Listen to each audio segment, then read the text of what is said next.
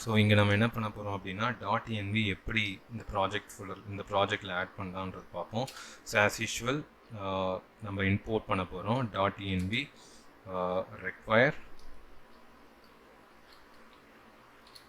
Okay express எப்படி நம்ம import பண்ணமோ அதே மாதிரி இம்போர்ட் பண்ணிக்கலாம். அண்ட் இங்கே பார்த்தீங்க அப்படின்னா I am going to use that package .env.config. So இப்படி தான் யூஸ் பண்ணணும். ஓகேங்களா, இப்படி சொல்லிட்டு now I am going to create a env file. okay .env அப்படின்னு நீங்கள் ஒரு ஃபைல் க்ரியேட் பண்ணிவிட்டு அது உள்ள போர்ட் ஈக்குவல் டு 5000 அப்படின்னு நான் சொல்லிடுறேன். Okay, so this is not case sensitive, it can be small case also. Okay, so இப்போ இங்கே வந்துட்டு நான் இப்போ என்ன பண்ண போகிறேன் அப்படின்னா I am going to use that .env file variable. Okay, so அதை எப்படி யூஸ் பண்ணலாம் அப்படின்னா நான் இங்கே பிரிண்ட் பண்ணி காட்டுறேன். console.log okay process.env.port. okay, when I do this and when I run this project npm start, okay இந்த ப்ராஜெக்ட் வந்து ஸ்டார்ட் ஆகும். பாருங்கள் 5000ன்றது இங்கே ஒரு .env ஃபைலில் நம்ம போட்டாக கொடுத்தோம். அதை வந்து நம்ம எப்படி யூஸ் பண்ணியிருக்கோம் அப்படின்னா process.env.port அப்படின்னு சொல்லியிருக்கோம். இங்கே பாருங்கள் 5000 பிரிண்ட் ஆகிருக்கு. Okay, I think you can see it clearly.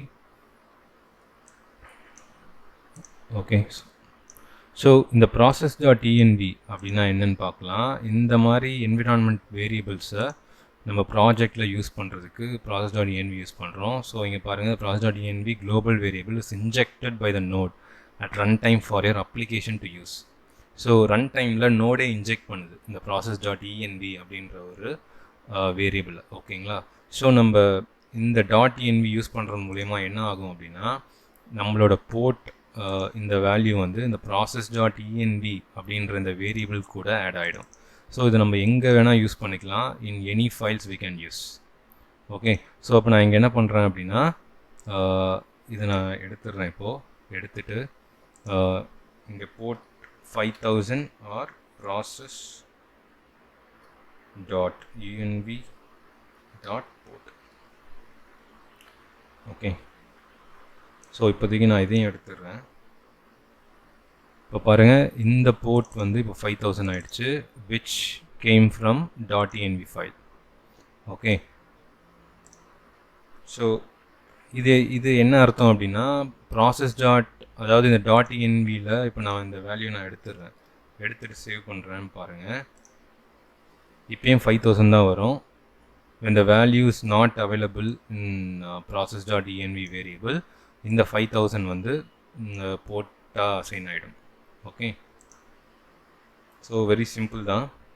So .env தான். ஸோ கோயிங் ஃபார்வர்ட் இன்னொரு ப்ராஜெக்ட் 1 by 1 நம்ம பண்ணும்போது மாங்கோடிபியோட கனெக்ஷன் ஸ்ட்ரிங் யூஸ் பண்ணுவோம். அப்போது அதையும் நம்ம .env ஃபைலில் தான் இங்கே வச்சுப்போம். ஓகே, mongo_url அப்படின்னு சொல்லிட்டு அந்த கனெக்ஷன் ஸ்ட்ரிங் கொடுத்துருவோம். ஓகே, ஸோ நம்ம ப்ராஜெக்ட் டெவலப் பண்ணும்போது அது 1 by 1 பார்ப்போம். இந்த வீடியோ இவ்வளோ தான் சொல்லணும்னு நினச்சேன். Thank you guys, bye, we'll see in the next video.